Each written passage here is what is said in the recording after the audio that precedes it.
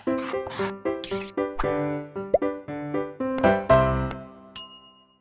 बच्चों, blueprint channel पे आपका स्वागत है। मैं अनुज शर्मा। आज हम वीडियो लेके आए हैं आयनिक बंध का सहसंयोजक गुण। जैसे कि मैंने आपको पहले बताया है, कोई भी बंध 100% आयनिक नहीं होता है और कोई भी बंध 100% सहसंयोजक नहीं होता है। आयनिक बंध के अंदर क्या होता है, इलेक्ट्रॉनों का एक परमाणु से दूसरे परमाणु की तरफ पूर्ण रूप से स्थानांतरण हो जाता है, जबकि सहसंयोजक बंध में इलेक्ट्रॉनों की दो परमाणुओं के बीच में साझेदारी होती है। तो यहाँ पर हम देखेंगे कि आयनिक बंध के अंदर कुछ न कुछ सहसंयोजक गुण होता है और सहसंयोजक बंध के अंदर कुछ न कुछ आयनिक गुण होता है।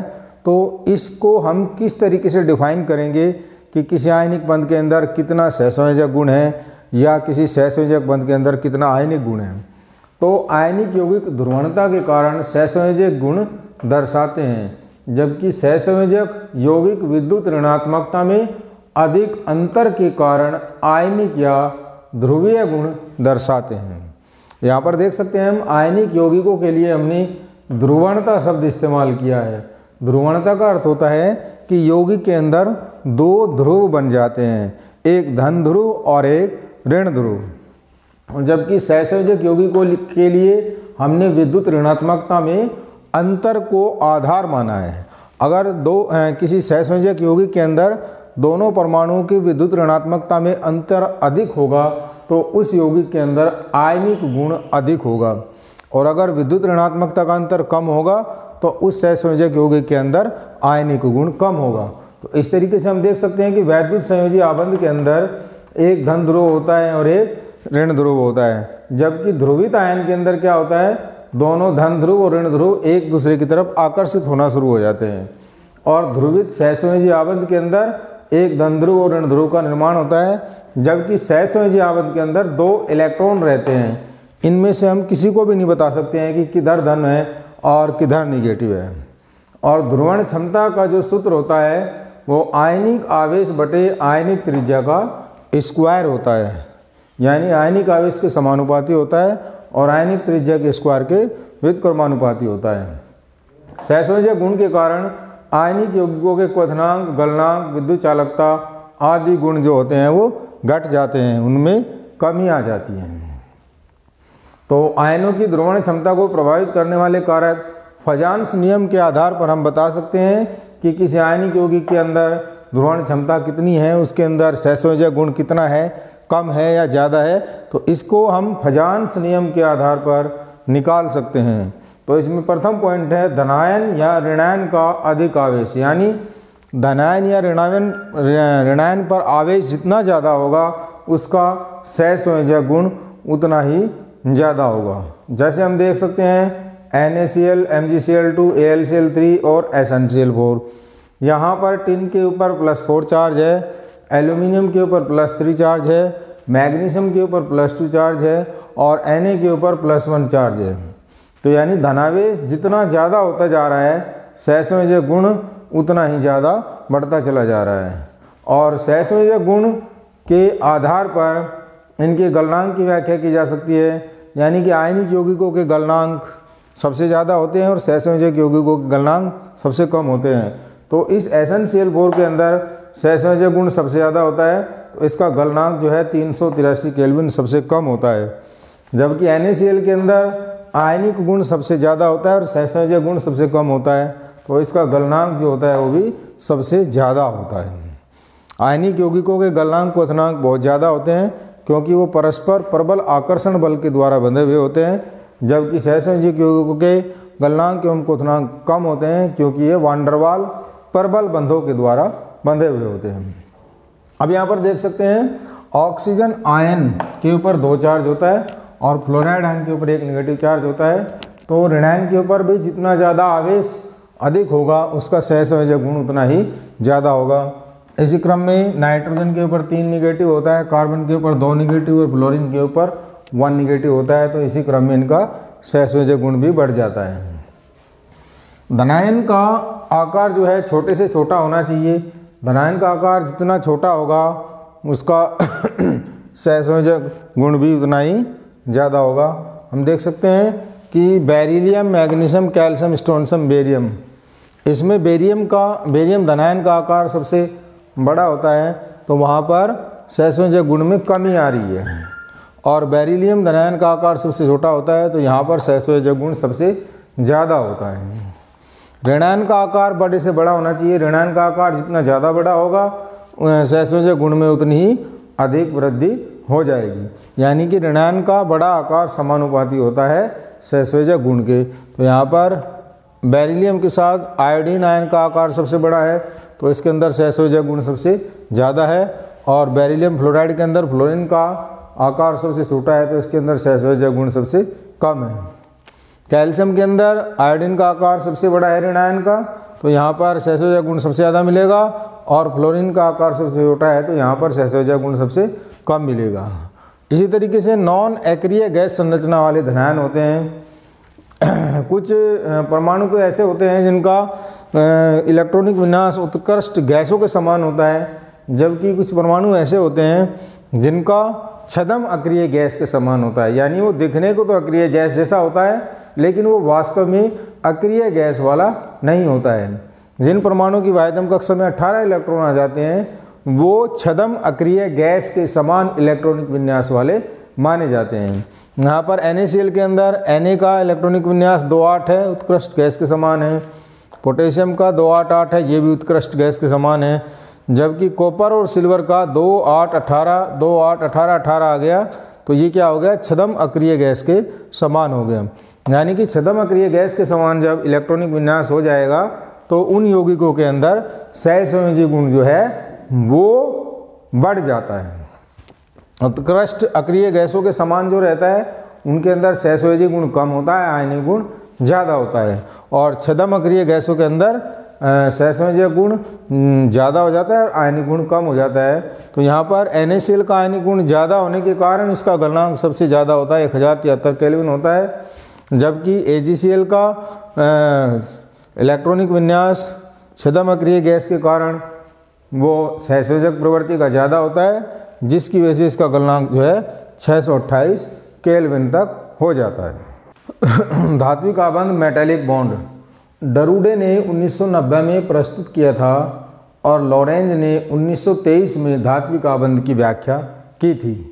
धात्विक आयनों तथा गतिक इलेक्ट्रॉनों के मध्य वे आकर्षण बल होते हैं जिसके कारण धात्विक परमाणु परस्पर जुड़े हुए होते हैं, धात्विक आबंध कहलाता है। और ये धात्विक आबंध निम्न गुणों पर आधारित होता है। यानी कि धात्विक आबंध प्रबल होने के लिए क्या क्या शर्तें आवश्यक होती हैं। निम्न आयनन एंथैल्पी होनी चाहिए, यानी कि आयनन एंथैल्पी का मान कम से कम होना चाहिए। निम्न इलेक्ट्रॉन लब्धि, यानी कि इलेक्ट्रॉन लब्धि का मान भी कम से कम। संयोजी कोष में बड़ी संख्या में रिक्त कक्षक होने चाहिए और संयोजी कोष में इलेक्ट्रॉनों की संख्या कम से कम होनी चाहिए। अष्टक नियम 1916 में कोसले एवं लुईस ने दिया था। इसके अनुसार क्या होता है, जब दो या दो से अधिक परमाणु आपस में मिलके इलेक्ट्रॉनों की साझेदारी या इलेक्ट्रॉन लेन देन के द्वारा यौगिक का अणु का निर्माण करते हैं, तो प्रत्येक परमाणु यही कोशिश करता है कि उसका अष्टक पूरा हो, चाहे वो इलेक्ट्रॉन साझेदारी के द्वारा हो, चाहे इलेक्ट्रॉन लेने या देने के द्वारा हो। तो अष्टक पूरा होने के कारण ही इस नियम को अष्टक नियम कहते हैं। केंद्रीय परमाणु का अष्टक पूरा होना जरूरी होता है। केंद्रीय परमाणु के अलावा सभी परमाणुओं का अष्टक भी पूरा होना चाहिए, तभी माना जाता है कि यौगिक अष्टक नियम का पालन कर रहा है। जैसे कि यहाँ पर हम H2O के जल के अणु के अंदर देखते हैं, ऑक्सीजन की वायतम कक्षा में 6 इलेक्ट्रॉन होते हैं और इसने 2 हाइड्रोजन के साथ इलेक्ट्रॉनों की साझेदारी कर ली है, 6 और 2 8, यानी कि ऑक्सीजन का अष्टक पूरा है। इसी प्रकार यहाँ पर अमोनिया के अंदर नाइट्रोजन की वायतम कक्षा के अंदर 5 इलेक्ट्रॉन होते हैं और इसने 3 हाइड्रोजन के एक इलेक्ट्रॉनों के साथ साझेदारी कर ली है, तो नाइट्रोजन का अष्टक पूरा हो चुका है। यहाँ मीथेन के अंदर कार्बन की वायतम कक्षा में 4 इलेक्ट्रॉन होते हैं, इसने 4 हाइड्रोजन के साथ एक इलेक्ट्रॉनों की साझेदारी कर ली है, तो कार्बन का हाइड्रोजन अष्टक पूरा हो गया है। NCl3 के अंदर नाइट्रोजन की वायतम कक्षा में 5 इलेक्ट्रॉन हैं, 3 Cl के साथ इसने बंध बनाया, तो नाइट्रोजन का अष्टक पूरा हो गया है। CO2 में कार्बन ने 2 ऑक्सीजन के साथ 4 इलेक्ट्रॉनों की साझेदारी करी है और कार्बन की वाहितम कक्षा में अपने 4 इलेक्ट्रॉन होते हैं, तो इसका अष्टक पूरा हो गया है। CCl4 के अंदर कार्बन की वाहितम कक्षा में 4 इलेक्ट्रॉन हैं और 4 Cl के साथ मिलकर इसका अष्टक पूरा हो गया है। अब देखते हैं अष्टक नियम के अपवाद कौन कौन से होते हैं। कुछ यौगिक, कुछ अणु ऐसे होते हैं जो अष्टक नियम का पालन नहीं करते, यानी उनके केंद्रीय परमाणु के अंदर 8 से कम या ज़्यादा इलेक्ट्रॉन हो सकते हैं। यहाँ पर ऐसे यौगिक जिनमें केंद्रीय परमाणु के अंदर 8 से कम इलेक्ट्रॉन होते हैं उनको हम इलेक्ट्रॉन डेफिशिएंट या इलेक्ट्रॉन न्यून यौगिक बोलते हैं। जैसे BeCl2, बेरिलियम की वाहितम कक्षा में 2 इलेक्ट्रॉन होते हैं और इसने 2 Cl के साथ मिलकर बंध बना लिया 2 इलेक्ट्रॉनों का, तो बेरिलियम की कक्षा में इलेक्ट्रॉन हो गए 4 जो कि 8 से कम है, यानी कि बेरिलियम यहाँ पर अष्टक नियम का पालन नहीं करता है। बोरॉन की वाहितम कक्षा में 3 इलेक्ट्रॉन होते हैं, इसने 3 फ्लोरीन के साथ मिलकर इलेक्ट्रॉन बनाए, साझेदारी करी, इलेक्ट्रॉन बोरॉन के हो गए 6, यानी कि इसने यहाँ पर अष्टक नियम का पालन नहीं किया है। यहाँ पर भी बेरिलियम की कुल इलेक्ट्रॉन 4 हो गए हैं, इसने अष्टक नियम का पालन नहीं किया है। यहाँ पर बोरॉन के 6 इलेक्ट्रॉन हैं, ये भी अष्टक नियम का पालन नहीं कर रहा है। यहाँ पर बोरॉन के 6 इलेक्ट्रॉन हैं, ये भी अष्टक नियम का पालन नहीं कर रहा है। दूसरा पॉइंट होता है वे यौगिक होते हैं जिनमें केंद्रीय परमाणु की वाहितम कक्षा में 8 से ज़्यादा इलेक्ट्रॉन हो जाते हैं, यानी वो अष्टक नियम का पालन नहीं करता है। फास्फोरस की वाहितम कक्षा में 5 इलेक्ट्रॉन होते हैं, इसने 5 Cl के साथ एक इलेक्ट्रॉनों की साझेदारी कर ली, तो यहाँ पर फास्फोरस के हो गए 10 इलेक्ट्रॉन जो कि 8 से ज़्यादा है। सल्फर की वाहितम कक्षा में 6 इलेक्ट्रॉन होते हैं, 6 फ्लोरीन के साथ एक इलेक्ट्रॉन की साझेदारी कर ली, इलेक्ट्रॉन हो गए 12 जो कि 8 से ज़्यादा है। IF5 के अंदर आयोडीन की वाहितम कक्षा में 7 इलेक्ट्रॉन होते हैं, 5 फ्लोरीन के साथ इसने इलेक्ट्रॉनों की साझेदारी कर ली, 7 और 5 12 इलेक्ट्रॉन हो गए 12 जो कि 8 से ज़्यादा हैं।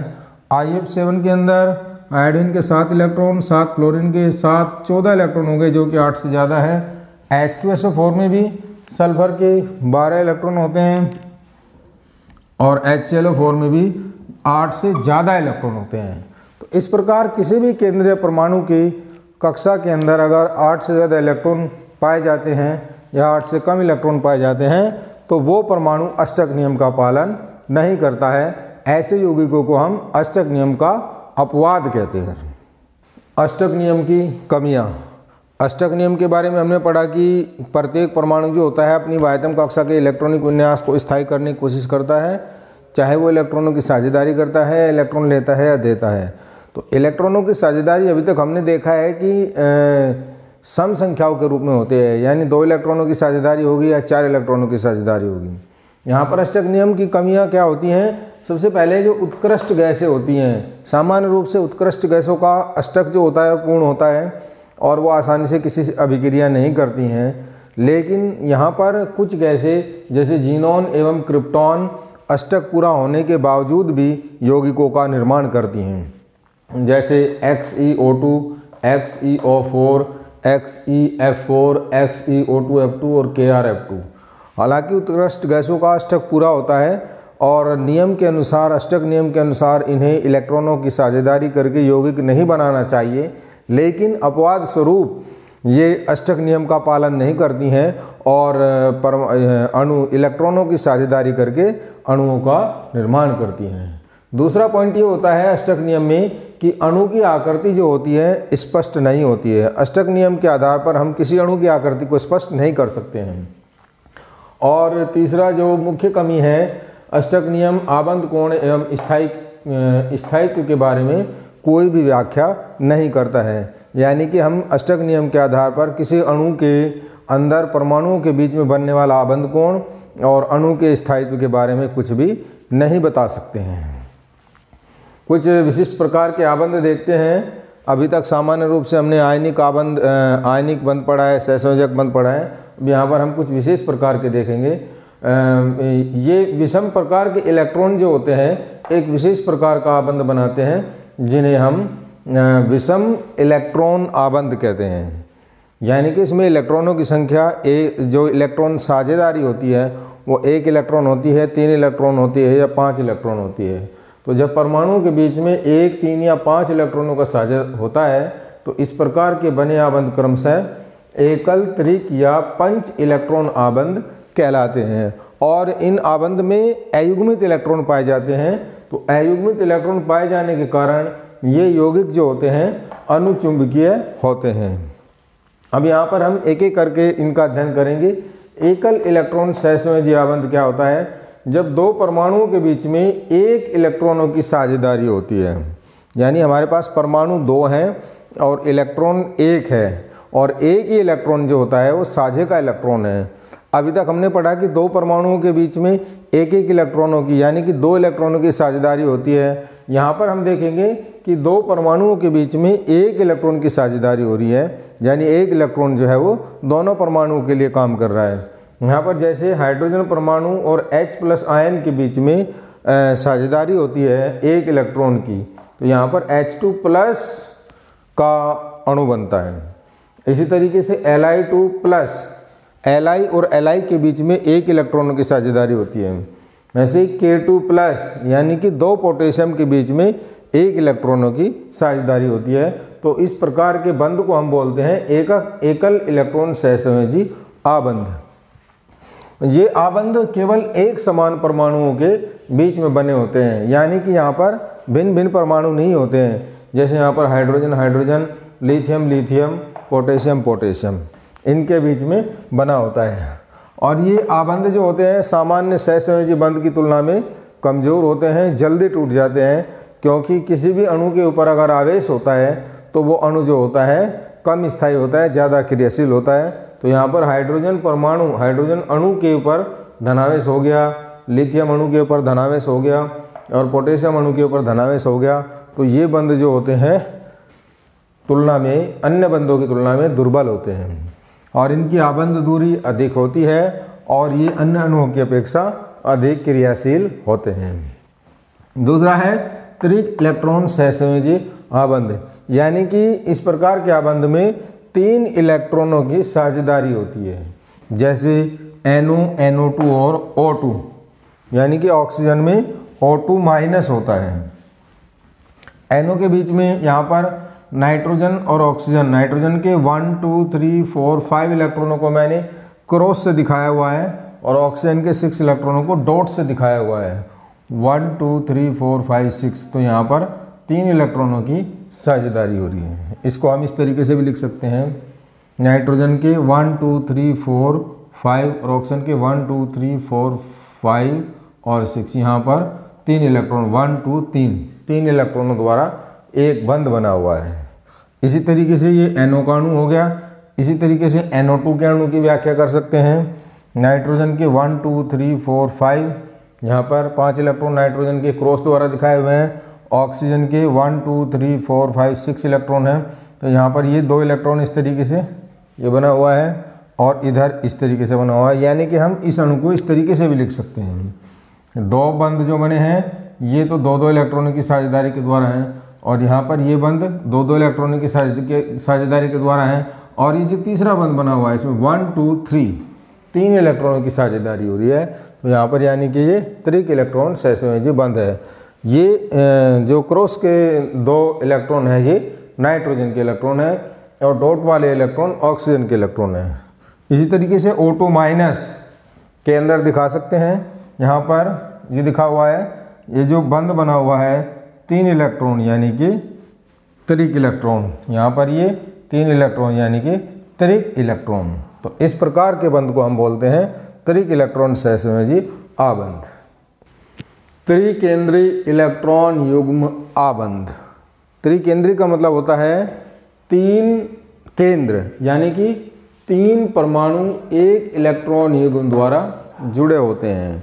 इस प्रकार के बंध को ऐसा बंध होता है जिसमें 3 परमाणु एक इलेक्ट्रॉन युग्म द्वारा जुड़े होते हैं। इस प्रकार के बंध को हम कहते हैं त्रिकेंद्रीय इलेक्ट्रॉन युग्म आबंध। और इसके मुख्य उदाहरण होते हैं BeH2, BH3 और AlH3। और ये अणु जो होते हैं इलेक्ट्रॉन न्यून अणु होते हैं, यानी इनमें किसी भी परमाणु का अष्टक पूरा नहीं होता है। जैसे यहाँ पर बेरिलियम केंद्रीय परमाणु है, तो बेरिलियम का अगर हम देखें, बेरिलियम की वायतम कक्षा में 2 इलेक्ट्रॉन होते हैं और 2 हाइड्रोजनों के साथ मिलकर इसने 2 बंध बना लिए, यानी कि 2 हाइड्रोजन के साथ 2 इलेक्ट्रॉनों की साझेदारी हुई है और 2 इलेक्ट्रॉन बेरिलियम के हैं। तो इस अवस्था में बेरिलियम के पास 4 इलेक्ट्रॉन हो जाएंगे जो कि 8 से कम है। यहाँ पर देखिए BH3, बोरॉन की वायतम कक्षा में 3 इलेक्ट्रॉन होते हैं और 3 हाइड्रोजन के साथ इसने 3 इलेक्ट्रॉनों की साझेदारी कर ली, तो 3 और 3 6 हो जाएंगे, यानी बोरॉन के कुल इलेक्ट्रॉन 6 हो जाएंगे, यानी कि 8 से कम है। बोरॉन इलेक्ट्रॉन न्यून अणु है BH3। AlH3, यहाँ पर भी एल्यूमिनियम की वायतम कक्षा में 3 इलेक्ट्रॉन होते हैं और 3 हाइड्रोजन के साथ मिलकर इसने 3 इलेक्ट्रॉनों की साझेदारी कर ली, यानी कि 6 इलेक्ट्रॉन हो गए हैं, जो कि एक इलेक्ट्रॉन न्यून अणु है।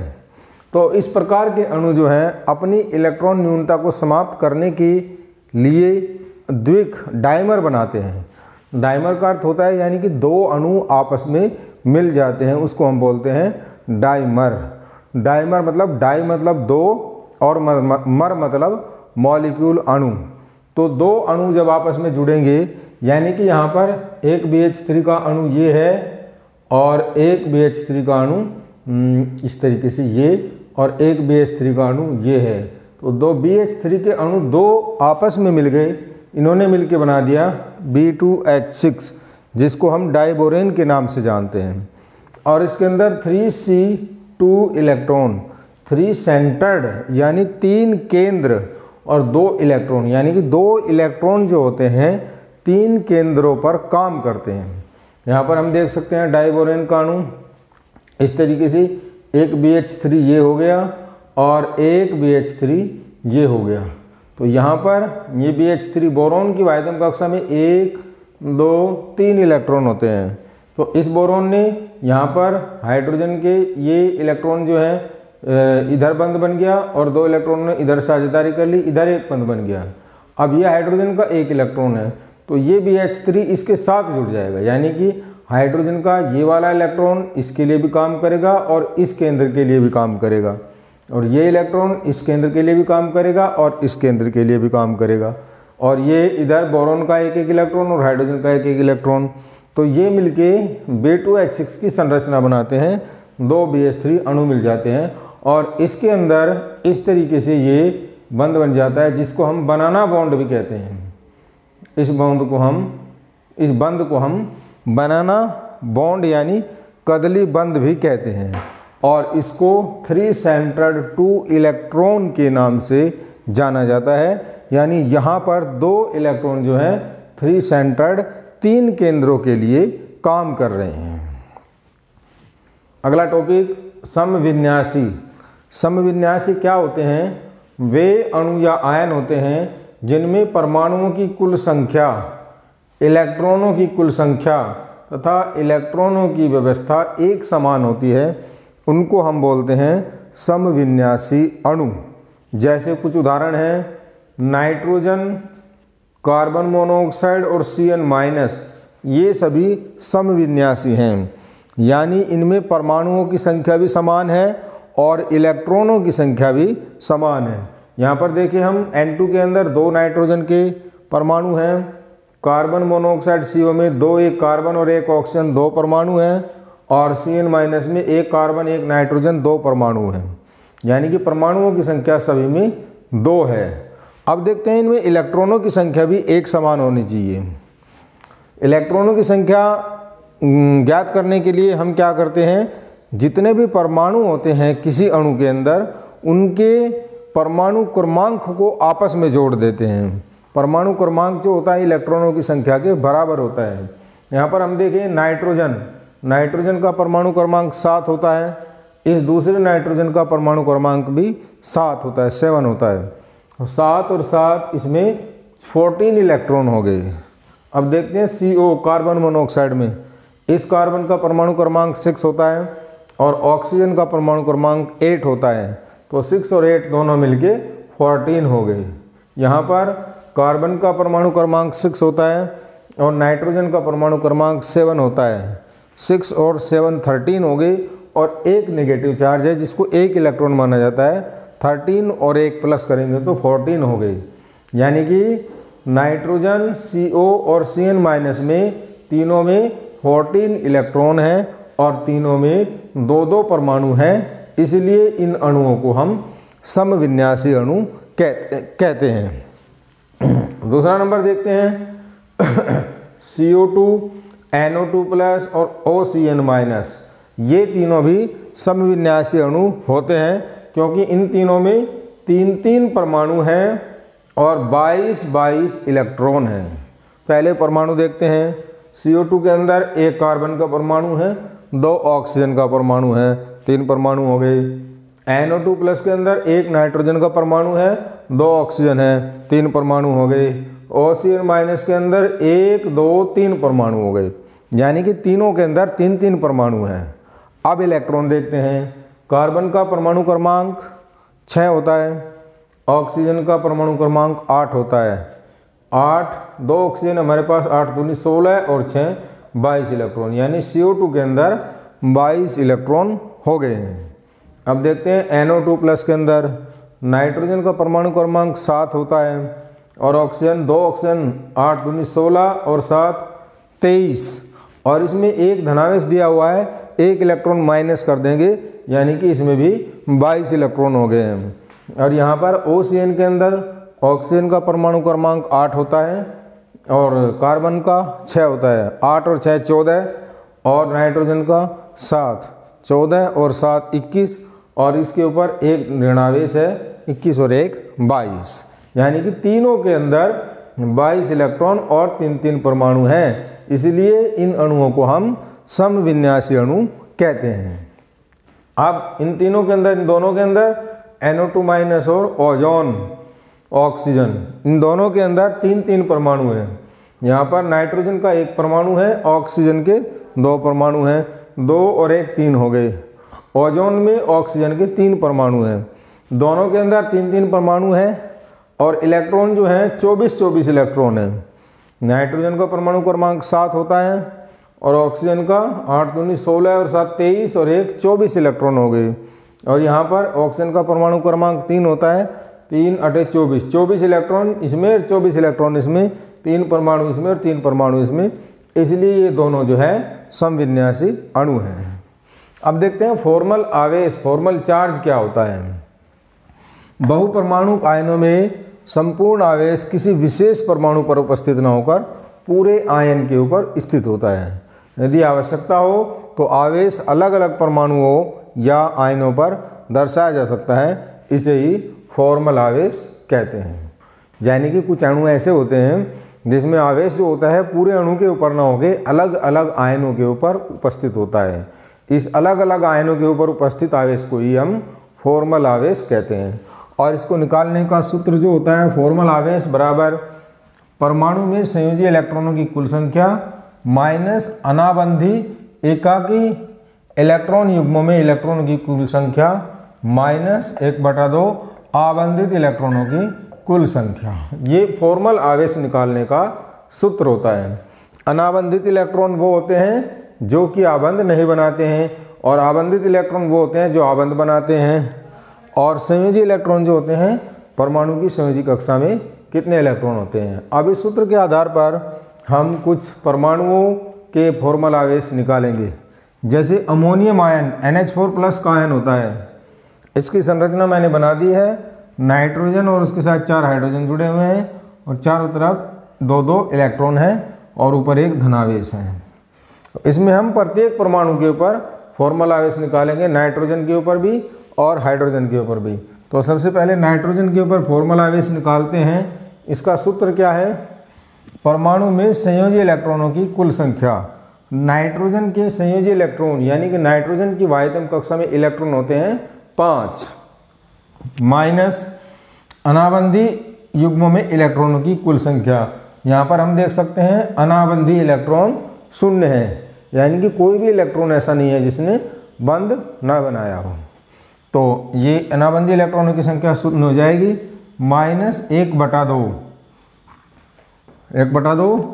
इंटू आबंधित इलेक्ट्रॉनों की कुल संख्या। ऐसे कितने इलेक्ट्रॉन हैं जिन्होंने बंध बनाया है, 2 4 6 8, कुल आबंधित इलेक्ट्रॉन जो है 8 हैं। -1/2 गुणा 8 यानी कि 5 - 4 बराबर +1। यानी कि यहाँ पर नाइट्रोजन के ऊपर जो फॉर्मल आवेश है वो +1 है। अब हाइड्रोजन के ऊपर निकालते हैं। चारों हाइड्रोजन एक ही जैसे हैं, एक हाइड्रोजन के ऊपर हम निकाल लेंगे तो चारों के ऊपर निकल जाएगा। यहाँ पर हाइड्रोजन में सूत्र लगाएंगे, परमाणु में संयोजी इलेक्ट्रॉनों की कुल संख्या, हाइड्रोजन में परमाणु में संयोजी इलेक्ट्रॉनों की संख्या 1 होती है, माइनस अनाबंधी एकाकी युग्म यहाँ पर 0 है, हाइड्रोजन के ऊपर कोई एकाकी युग्म नहीं है तो शून्य हो गया, -1/2 गुणा 2 आबंधित इलेक्ट्रॉनों की कुल संख्या, यानी कि एक हाइड्रोजन के ऊपर आबंधित इलेक्ट्रॉन जिन्होंने बंद बनाया हुआ है वो कितने इलेक्ट्रॉन हैं? 2। 1/2 गुणा 2 बराबर 0 आ जाएगा। यानी चारों हाइड्रोजन के ऊपर जो फॉर्मल आवेश है वो 0 है। अब यहाँ देखते हैं ओजोन का अणु, ये O3 का अणु है, इसकी मैंने संरचना बनाई हुई है और इस पे ऑक्सीजन को 1, 2, 3 नंबर से मार्क किया हुआ है। तो तीनों ऑक्सीजन के ऊपर हमें फॉर्मल आवेश निकालना है। तो ऑक्सीजन नंबर 1 के ऊपर फॉर्मल आवेश निकालेंगे। फॉर्मूला क्या है?